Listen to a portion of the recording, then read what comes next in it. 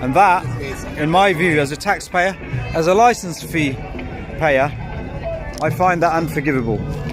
Unforgivable for two reasons. A, Gary Lineker isn't there to preach to us. Gary Lineker is a presenter, a footballer from many, many moons ago that most of us probably don't remember.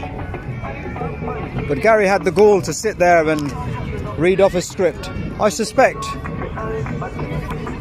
in private he probably doesn't believe half of this stuff, and a lot of them don't, but they are under the force of lots of different lobbies who have an axe to grind against countries like Qatar hosting the World Cup, against the Muslim world holding the World Cup, against a Middle Eastern country having the gall to even attempt to try and host a World Cup, let alone successfully getting it off the ground, when so many wished and hoped and prayed that they will get it wrong.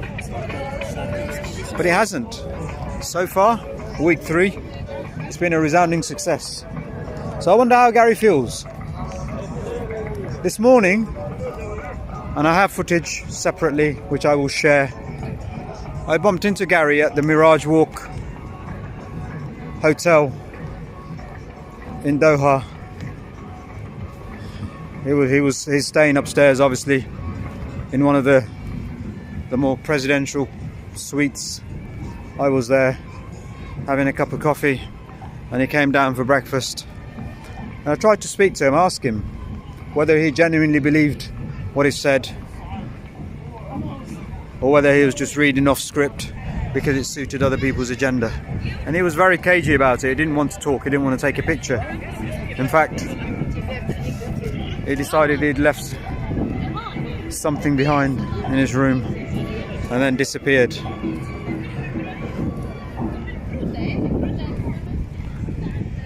So enough of your virtue signalling, Gary. You're being caught out and exposed like a lot of other media outlets.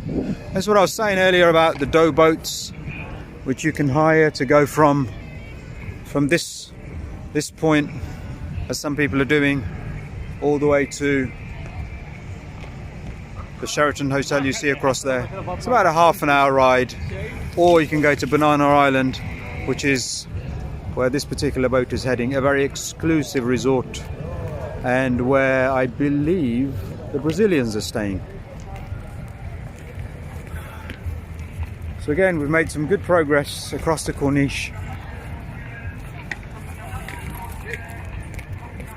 Gary has anchored a lot of these major events, the Euros, the football, and some of his colleagues have presented the Olympics, the Winter Olympics, the World Cup in Russia 4 years ago. Do any of you remember any issues about migrant rights in China, in Russia?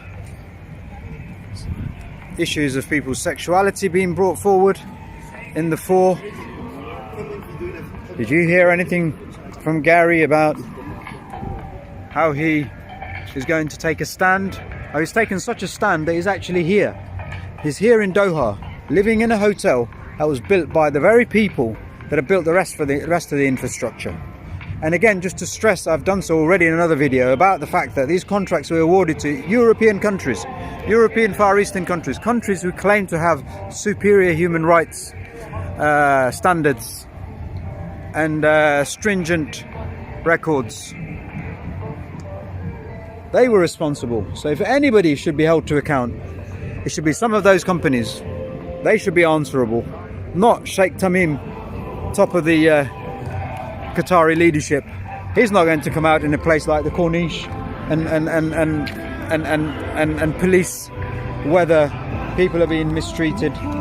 Yes, the authorities have a responsibility to have checks and balances, but these companies should be taken responsibility, and they haven't. And they should be held account for any misuse and mistreatment of migrants throughout the building of the infrastructure for this World Cup. And over the last 15-20 years, when Qatar's been slowly looking to grow as a nation and develop as a nation. There's some people giving us some entertainment with the word celebrate in the background as part of the World Cup branding. Very good. We don't have time to stand around and watch it all, but I'll give you a glimpse. And once again, we've got the Sheraton Hotel in the background. So, again, the Fan Boulevard and the Corniche Walk runs parallel to the coastline. And there are so many things going on here that if I captured each of these things at a different time, I could make a separate video. But I'm going to try and make some progress on some of the issues that I'm talking about here regarding the hypocrisy and the double standards, the bigotry and the racism that we've seen. So here's news for people who are paying a license fee to the BBC. I'm going to take a stance. I'm going to take a stance against the BBC, and I'm going to say, actually, as a taxpayer, as a license fee holder, you have failed to deliver what I've paid for, which is basically to show the opening ceremony of the Football World Cup. You took a political view, so I'm taking a political view, and I'm going to decide whether or not to continue to pay the license fee. Because my license fee directly contributes to the salaries of people like Gary Lineker. Gary shared his wisdom with us, unwisely in my view. You can call it wisdom. Ill-founded. It talked about migrant workers, and I've covered that on a different video. The migrant workers and their mistreatment, of course, absolutely wrong. Wrong that anybody coming here to work from any country should be mistreated in any way, but they are. But it's a very complex situation, and to understand it, you have to look at the root causes of what's been happening and why it happens, and the solutions for it. This building here, there's a brand new skyscraper called the Maha building, Al Maha. Not finished yet, started long before pandemic, and then slowed down. It's still carrying on, but they've used the side of the building to good effect to basically present all the World Cup teams and their colours. It's a good creative way of making use of the space or the canvas. So Gary talked about the migrants. Yeah, fair enough. But the reason I have difficulty with accepting what Gary has said is because Gary hasn't applied the same standards or the same level of scrutiny for other tournaments and other countries. So Gary, sorry mate, but you've got this wrong, and you need to get off your high horse, because frankly you haven't practiced what you were preaching to us. The other thing that they made a big song and dance about is the fact that Qatar isn't a welcoming place for people from other sexual orientation. Frankly, I've lost the will to live now, because I don't know, you wake up every morning, there's another letter added to this long list of LGBTQRSTUVWXYOY, as I like to call it now, because frankly we don't know. But what we do know is that there is a very powerful lobby behind this agenda, and we all need to look into this a lot more. Nothing against people who want to choose a particular lifestyle, but I think it becomes our business when they start to dictate, when public policy starts to dictate how the rest of us live. So, but again, common sense says all of these people here you see walking around at this time of the night, and across Doha and across Qatar, across this World Cup over the last 3 weeks, and even beyond, there are 20,000 Brits, 40,000 Americans There are 700,000 Indians, 400,000 Bangladeshis, 400,000 people from the Far East, Southeast Asia. All of these people, they're all living here. They too may have preferences that they keep private. And there's a reason for it, because that's where it should be, private. I'm not, of course, saying that anybody should be persecuted for any of these things. You know, that's not for me. But in a World Cup scenario, a football tournament where people have come out, people are going to come out to watch football, and all we had was, don't go there if you're gay, don't go there if you're this and that, because they're not welcoming. I have not seen anywhere where anybody in Qatar has says, you cannot come here if you're this, or you cannot come here if you're that. Everybody's coming. I just do not see the need to know what the guy next to me sitting in the stadium does in his private space, and neither does he about me. And I'm not out here displaying it, but what we've seen these ridiculous One Love armbands. Some of the European countries, Denmark, hypocrites, have their shirts made by Uyghur forced labour. Our English football team shirts made by people in Vietnam at a cost of £1 a day, and then sold here for £125. We have the Australians who have armed the Burmese junta to kill and displace millions of Rohingya. We've seen the French virtue signalling about people being able to come here and wear what they like, and then telling Muslim women that they can't cover their heads. Is it becoming clear? I think it's become clear a very long time ago. But now, with the World Cup in Qatar, in a Muslim country in the Middle East, I think all of those hypocrisies and double standards and bigotry and the lies have been well and truly brought to the fore and exposed. Nobody here in Doha has said anything about any LGBTQ people coming out here. Enjoy the game like everybody else. There are some public decency and standard rules apply here. When in Rome, do as the Romans. There are laws against anybody showing public displays of affection. We don't like that. We don't like that anywhere. Nobody likes that. Well, that's why we have a saying, you know, get yourself a room. Why is that saying so popular? It's because we don't want to see all of that. Nobody wants to see that in public. It happens more in some places than others, but we don't generally like to see it, do we? If you do, let me know. So that particular myth was debunked, and I'm sure there are lots of people with alternative lifestyles have come out here. They haven't mentioned it. We haven't got to know about it, and we don't care, and nobody else does, and neither should they.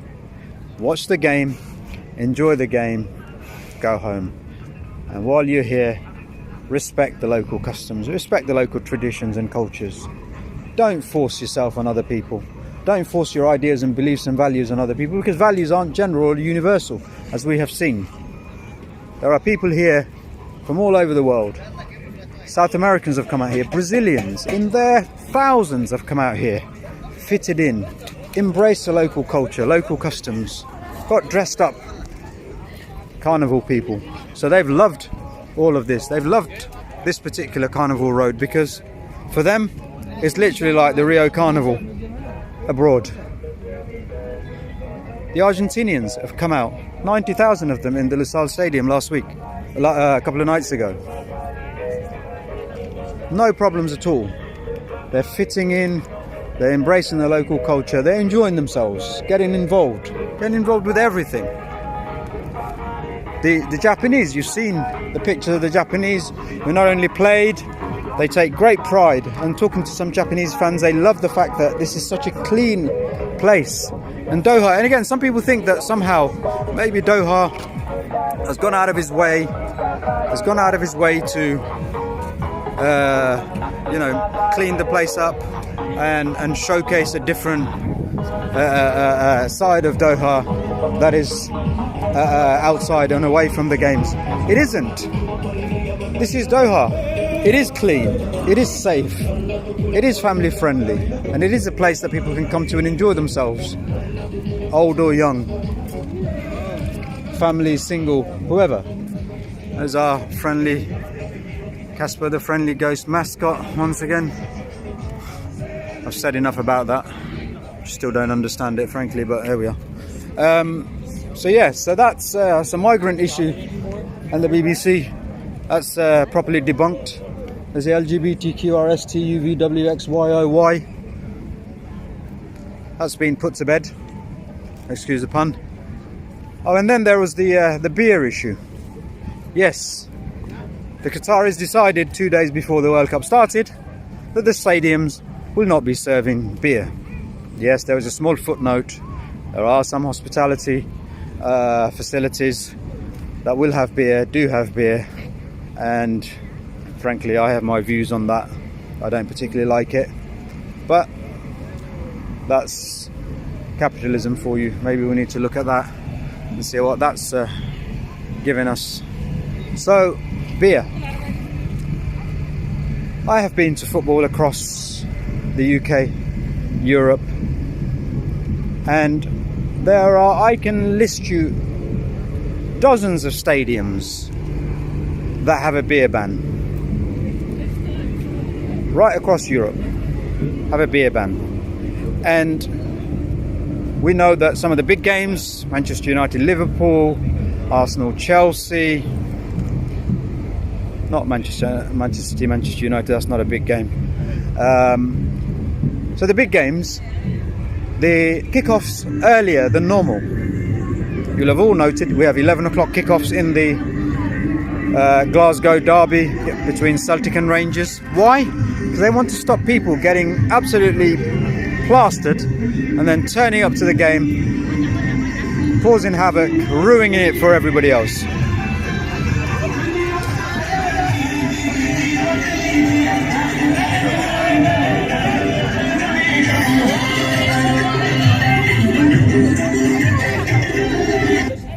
No idea what's going on here. Some guys freestyling to some music. So beer, yes. Apparently, at the start of the competition, we heard that without beer, this is going to be a very dull, it's going to be a very boring environment, lacking excitement, lacking everything that beer gets or does or brings.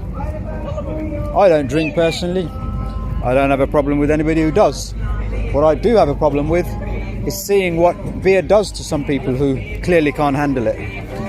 And we know that football and beer goes hand in hand for a lot of people. That's fair enough. That's the culture. It's not a good culture, but it's a culture.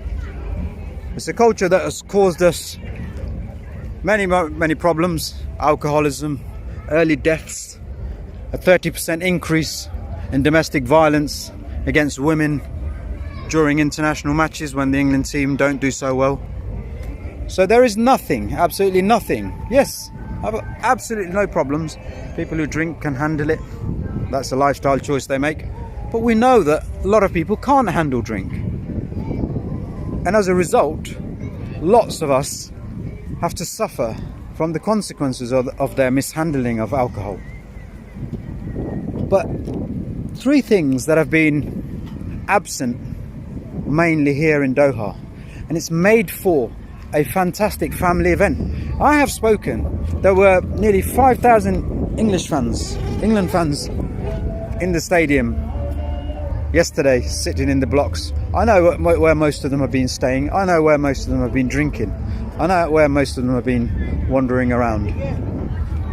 But they've had that drink. They've been having drinks within designated spaces, hotels mainly. And when they've come out to the game, they've made sure that they're not behaving in any way that frankly gets them arrested. And that's fair enough.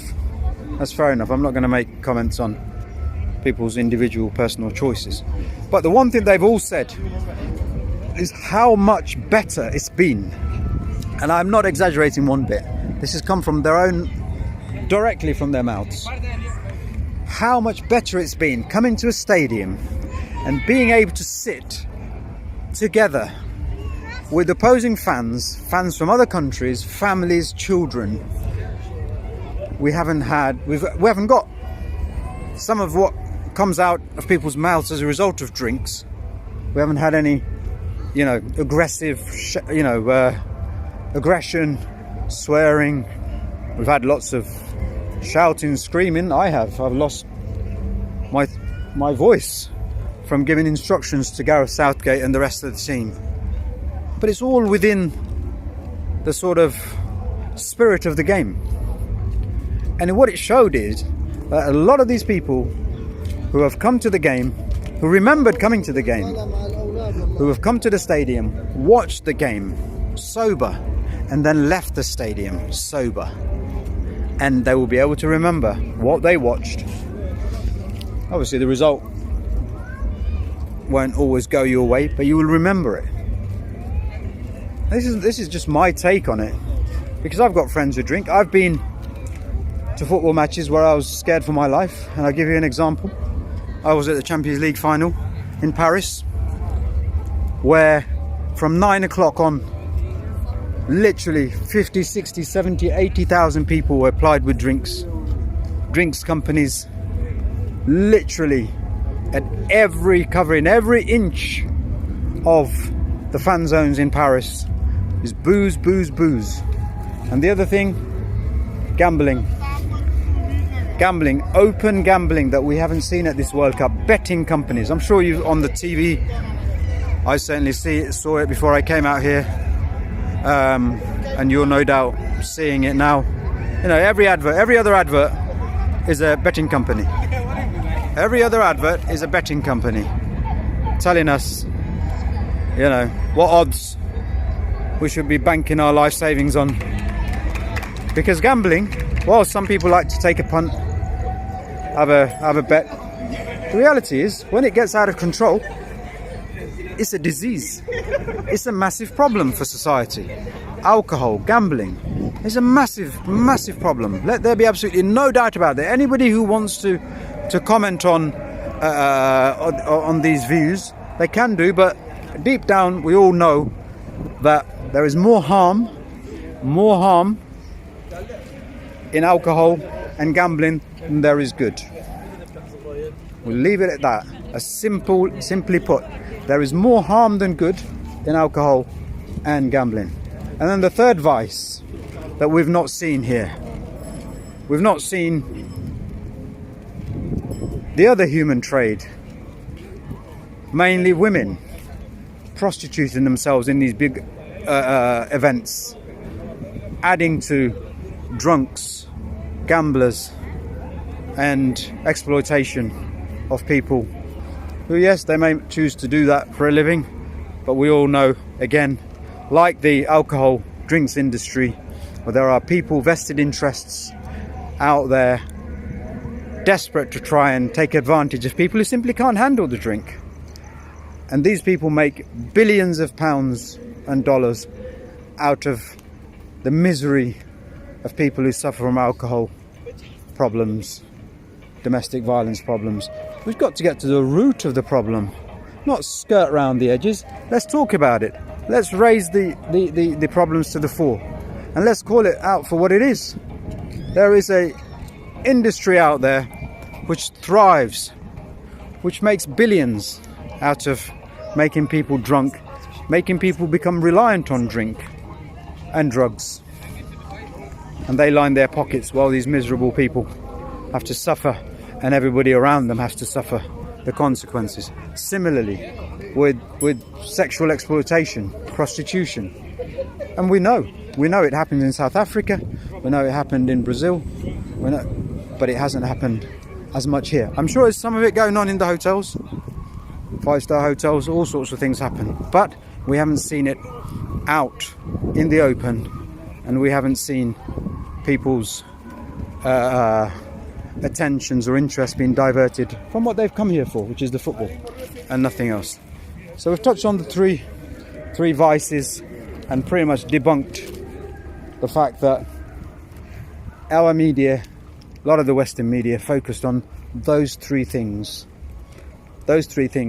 and sort of mixed the whole migrant issue in there. Let me tell you something else as well that we've seen. A lot of these migrants, and I was talking to some of them, and they were laughing about the fact that because these days you can't hide any of this stuff.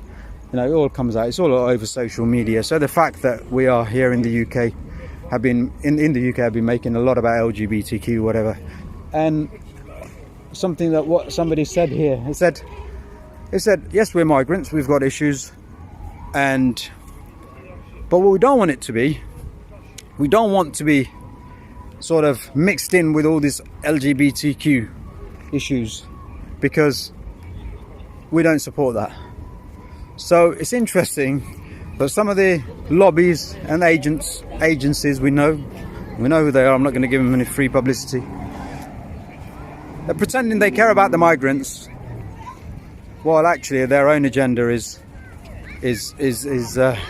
something else altogether. And the two simply don't mix. Some of these people, some of these migrants, just don't want to be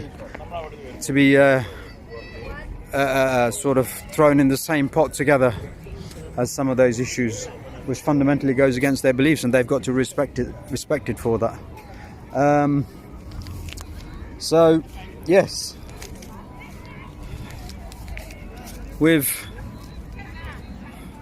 seen that the media has basically been telling us that without alcohol, without the gambling, without the prostitution, effectively, let's call it out for what it is, this is not going to be an enjoyable World Cup. But the truth is, this has been an enjoyable World Cup so far, and everybody that is here in Doha is enjoying it, and they will continue to enjoy it long beyond, because all of these people that are here in Doha now, almost all of them, all the ones that I've spoken to at least, have said, do you know what, we're going to come back and we're going to see Doha away from all the FIFA branding and the football, and explore the country for what it is. And there is a lot, and I kid you not, there is a lot to see and do, and there's plenty to keep you occupied if you're here with your family for a couple of weeks. Avoid July to October, because unless of course you can stand the heat, then that's not a problem at all. And then we've seen, as part of this agenda, we've seen the players being brought into the mix. We've seen a lot of these footballers, let's be honest, a lot of these footballers aren't very bright people. They kick a ball about, okay, and some of them do it very well, and we appreciate that, and they give us enjoyment, but they shouldn't have been forced to get involved in the politics of all of this. They shouldn't be forced to go and wear armbands when they know that that's not the focus of their attention. They want to get on the pitch and kick that ball about. The World Cup is about football, and the players have been used by various agents to peddle agendas that they know nothing about. They absolutely don't know anything about the migrant situation here. They've been told to say that. They've been told to put on that message. The funniest thing, and let's look at this. This is hypocrisy at its best worst. Harry Kane wore a £550,000 Rolex. Harry Kane, our Harry Kane, England's Harry Kane, who ballooned the penalty into Mars and effectively eliminated us from the World Cup at the quarter-final stage. Harry Kane wore a £550,000 Rolex with the rainbow flag around the bezel of his watch, and he wore that to one of the training sessions. Now, he did that, and this is where it all becomes very, very silly and very misguided. He did that to stand up for migrants and oppressed groups like the LGBTQ. Well, Harry, if you'd spent that £550,000 to make the lives of some migrants better here in Doha, I would have had some respect for you. But you wearing a £500,000 watch and showcasing it to the world because it's got a rainbow flag on it, mate, it's pathetic, just like your penalty.